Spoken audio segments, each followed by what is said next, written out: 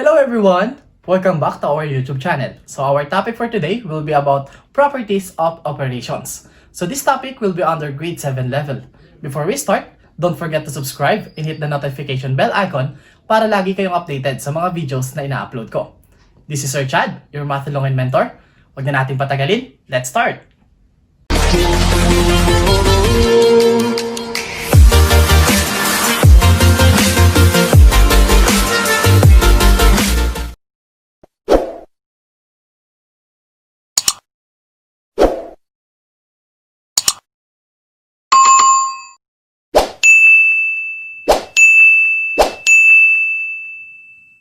Okay, so we will be discussing the properties of addition and multiplication.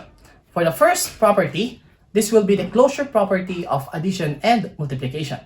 So what does the closure property means? For any integers a and b, a plus b is an integer. This is closed for addition since the addends are integers, the sum is also an integer. First, let's have an example. 7 plus 12 is equal to 19.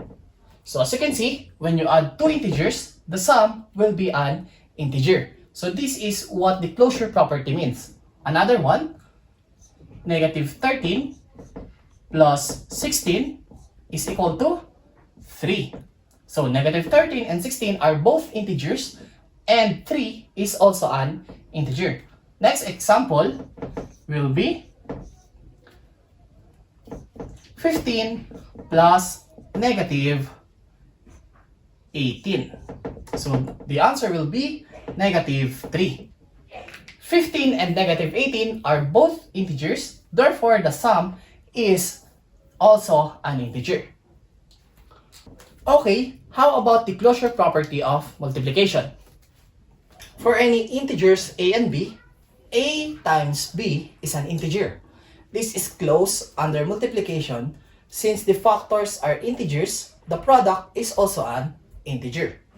Okay, let's have an example. So, the given will be 3 times 4 is equal to 12. As you can see, 3 and 4 are both integers. Therefore, 12 is also an integer. Number 2, negative 2 times 32. So, this will be equal to negative 64. So, negative 2 and 32 are both integers. Therefore, their product will be also an integer.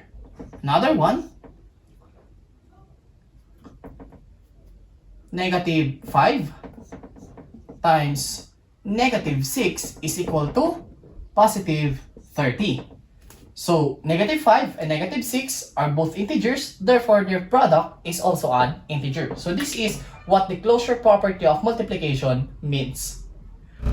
Okay, after the first property, which is the closure property of addition and multiplication, the next property will be about commutative property of addition and multiplication. Commutative property of addition states that for any integers a and b, a plus b will be equals to b plus a. The order of addends will not affect the sum. For a better understanding, so let us have an example. 3 plus 4 is also equal to 4 plus 3. As you can see here and as you can notice, iba ko lang ng posisyon yung addends. So for example, yung 3 nasa unahan, yung 4 yung pangalawa. Then, ang ginawa ko sa kabila, yung 4 nasa unahan na siya, 3 yung nasa dulo. So, kahit na magpalit-palit sila ng pwesto, ang sum niya is always 7. Hindi maapektuhan yung sum ng isang addition kahit na baguhin mo ang order ng kanyang mga addends. Another example. Negative 2 plus 5 is also equal to 5 plus negative 2. Binagbaliktad ko lang din si negative 2 at si 5. So kahit na pagbaliktarin ko yung pwesto nila, ang kanilang sum is always positive 3. Negative 2 plus 5 is positive 3. 5 plus negative 2 is positive 3. Another example will be negative 15 plus negative 3 is also equal to negative 3 plus negative 15. So, kahit na magpalit yung position niya, parehas pa rin yung kanyang sum. Negative 15 plus negative 3 is negative 18. Negative 3 plus negative 15 is also negative 18. Hindi makakaapekto kung sino ang mauna sa dalawa kahit na pagbaliktarin mo silang dalawa. That is what the commutative property of addition means. How about the commutative property of multiplication? So, this states that for any integers a and b, a times b will also be equal to b times a. The order of factors will not affect the product. So let us give an example. 3 times 6 is also equal to 6 times 3. Pinagbaliktad ko lang din yung 3 at 6. 3 times 6 is 18, 6 times 3 is 18. As you can see, kahit na pinagbaliktad ko yung kanyang position, the same pa rin yung product. Hindi siya nagbago. Another example, 5 times negative 5 is also equal to negative 5 times 5. Pinagbaliktad ko lang yung positions. 5 times negative 5 is negative 5. Negative 25 rather. Negative 5 times 5 is negative 25 also. So, kahit na pagbaliktarin, same pa rin yung product. There will be no effect. Last example, negative 4 times negative 8 is also equal to negative 8 times negative 4. Negative 4 times negative 8 is 32. Negative 8 times negative 4 is 32. Kahit na pagbalik-tarin yung position, same pa din yung product. So that is what commutative property of multiplication means. Okay, let us proceed to the third property, which is the associative property of addition and multiplication. Associative property of addition states that for any integers a, b, and c, the quantity a plus b plus c is equal to a plus b plus c. Different groupings of addends will not affect the sum. Okay, let's have an example. 3 plus 3 plus negative 4 is equal to 3 plus 3 plus negative 4. As you can see, pinaglipat ko lang yung nakaparenthesis, kung sino yung nakaparenthesis. Sa una, si 3 plus 3, dito si 3 at si negative 4. And tignan natin kung parehas pa rin yung kanilang magiging sum. For example, 3 plus 3 is 6 plus negative 4 is equal to positive 2. So 3 plus, which is 3 plus negative 4 is negative 1, so 2. So as you can see here, kahit na pinaglipat ko or nilipat ko si grouping symbol, hindi naapektuhan yung ating sum. Another example.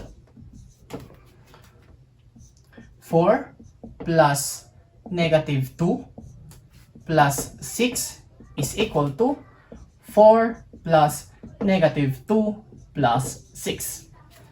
So nilipat ko lang ulit si parenthesis mula kay 4 at negative 2, naging si negative 2 at 6. Let us see if parehas pa rin yung kanilang magiging sum. 4 plus negative 2 is 2 plus 6 equals 8.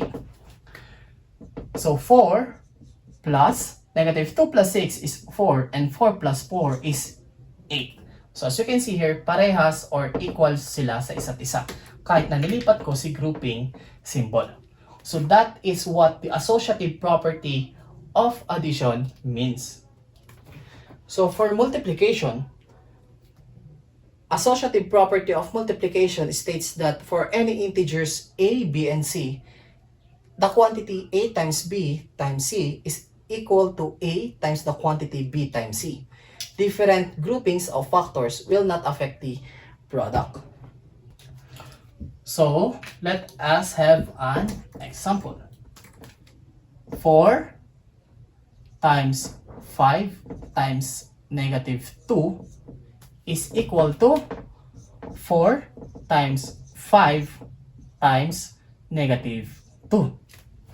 So, makikita nyo, nilipat ko lang ulit si grouping symbol. Si 5 at negative 2 kanina, ngayon si 4 and 5. So, simplify natin siya and tingnan natin kung pares pa rin yung kanilang product. 4 times 5 times negative 2 is negative 10. 4 times negative 10 is negative 40. 4 times 5 is 20. Times negative 2 is negative 40. So, same pa rin yung kanyang naging product. So, kahit nilipat ko si parenthesis, hindi siya naka-apekto sa ating product. So, another example. The quantity 10 times negative 1 times 3 equals 10 times negative 1 times 3. Nilipat ko lang ulit si parenthesis or si grouping symbol. Let us check if parehas pa rin sila ng product. 10 times negative 1 is negative 10 times 3 is negative 30. 10 times negative 1 times 3 is negative 3 times 10 is negative 30. Kung makikita nyo, parehas pa rin yung kanilang product kahit na pinag-iba ko kung sino ang nasa loob ng parenthesis. And that is what the associative property of multiplication means. Okay, let us proceed to the fourth property. So, ano nga yung unang tatlo na property? The first one is the closure property. Second one is the commutative property. And the third one is the associative property. And the fourth property will be the identity property of addition and multiplication. Identity property of addition states that for any integer a plus 0 is equal to a. The sum of any number and 0 will always be equal to the number. The identity element of addition is 0. So let us have an example. Number 1, 15 plus 0 is equal to 15. Ang sinabi doon sa identity property of addition, any numbers added to 0 will be equal to the number. Another one, 0 plus negative 2 is equal to negative 2. The next one is negative 100 plus 0 is equal to negative 100. Any number na added sa 0 will be the same as the number. 15, 15, negative 2, negative 2, negative 100, and negative 100.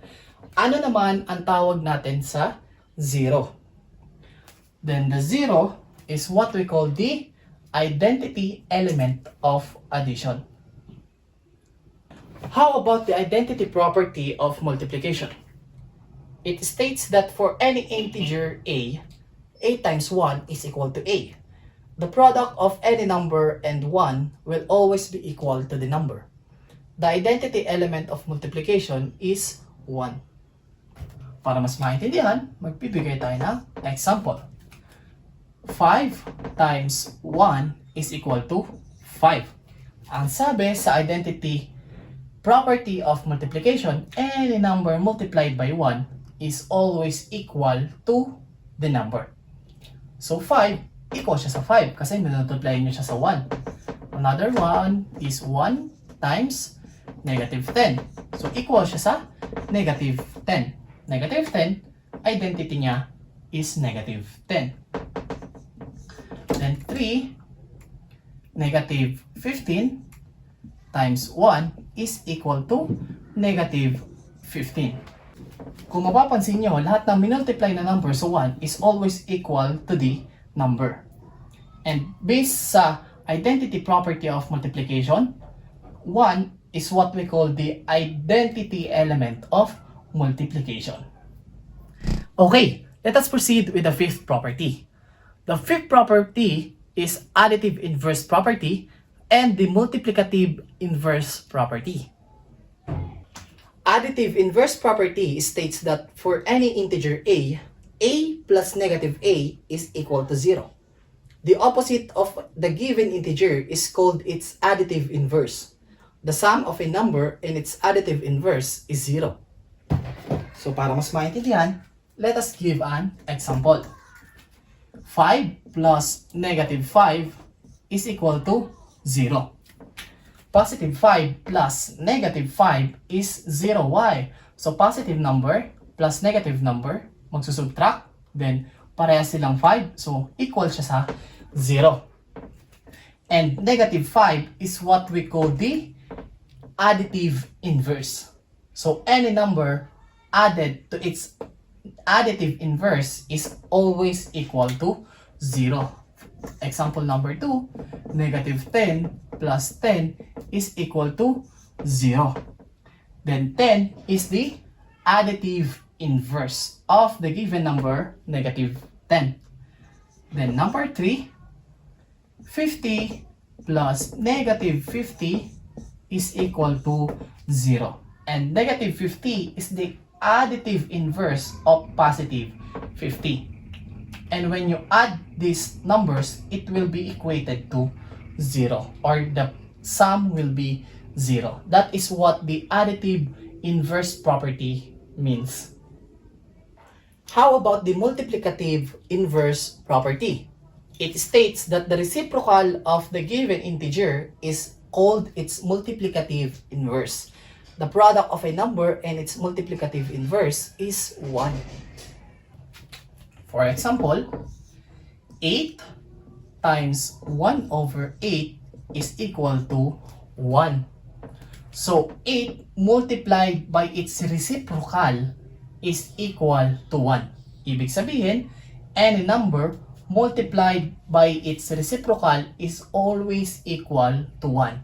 And 1 over 8 is what we call the multiplicative inverse of the given number. Another example, so 1/3 times 3 is equal to 1. So 1 over 3 is the number, 3 is the multiplicative inverse of the given number. So pag multiply niyo sa dalawa, ang kanilang product will be 1. Another example, negative 5 times negative 1 over 5 is equal to 1. The reciprocal of 5, or negative 5 rather, is negative 1 over 5. And kung magmumultiply sila, ang answer is always 1. Negative 5 is what we call the multiplicative inverse of the given number. Okay, the next property will be the zero property of multiplication. Zero property of multiplication states that for any integer a times 0 is equal to 0. Any number multiplied by 0 is equal to 0. Example tayo. 105 times 0 is equal to 0. Another example, negative 52 times 0 is equal to 0. What can you see? So, kung makikita nyo or mapapansin nyo, any number multiplied by 0 is always equal to 0. So that is what the zero property of multiplication means. Another one will be 0 times negative 1 million is equal to 0. Kahit gaano kalaki pa ang number na i-multiply natin kay 0, ang laging magiging product natin is always 0. So napakadali lamang intindihin ng zero property of multiplication. Okay, let us proceed with the last property. The last property will be the distributive property of multiplication over addition. Distributive property of multiplication over addition states that for any integers a, b, and c, a times the quantity b plus c is equal to ab plus ac. Adding first before multiplying or distributing the factors to each addend, will give the same result. So let us have an example. 6 times the quantity 4 plus 8 is also equal to 6 times 4 plus 6 times 8. So, dinistribute ko lang si 6 sa bawat addend ng nasa loob ng parenthesis. So, 6 times 4 and 6 times 8. So, plus yung nasa gitna kasi plus yung nasa gitna nung nasa loob ng parenthesis. Distributive property. So, dapat equal silang dalawa. So, let us check. 6 times 4 plus 8 is 12. So, 6 times 12 is 72. So, let us check if ganun din ang kalalabasan after natin i-distribute yung 6. 6 times 4 is 24 plus 6 times 8 is 48. 24 plus 48 is equal to 72.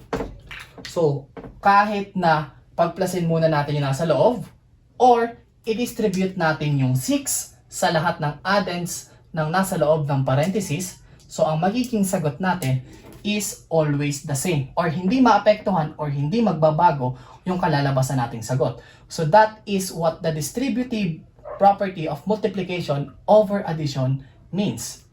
For better understanding, let us have another example. Negative 5 times negative 3 plus 7, which is also equal to, distribute natin si negative 5.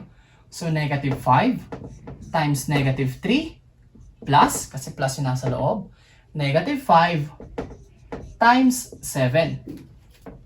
So, dinistribute ko lang si negative 5. Simplify natin to.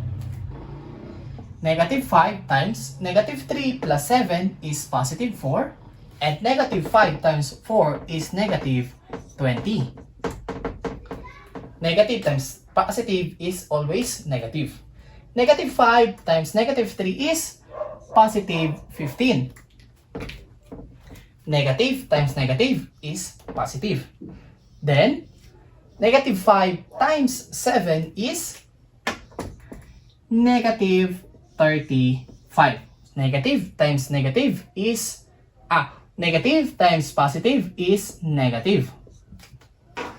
15 plus negative 35 is negative 20. So, as you can see here, kahit na inuna ko yung operation sa loob ng parenthesis, ang sagot, negative 20. Or, dinistribute ko si negative 5 sa lahat ng addends ng nasa loob ng parenthesis. Ang answer pa din is negative 20. So, wala nagbago sa kanilang answer. That is what the distributive property of multiplication over addition means. That's all of the properties of operations in addition and multiplication. So, i-summarize natin. Closure property, commutative property, associative property, identity property, additive inverse and multiplicative inverse property, zero property of multiplication, and distributive property of multiplication over addition. Very good! Good job! Good job! Good job! I hope na marami kayo natutunan sa video na ito. Don't forget to like and leave your comments, suggestion, and question in the comment section below. Again, this is Sir Chad, your math and mentor. Hope to see you in my next videos. Thank you! Goodbye!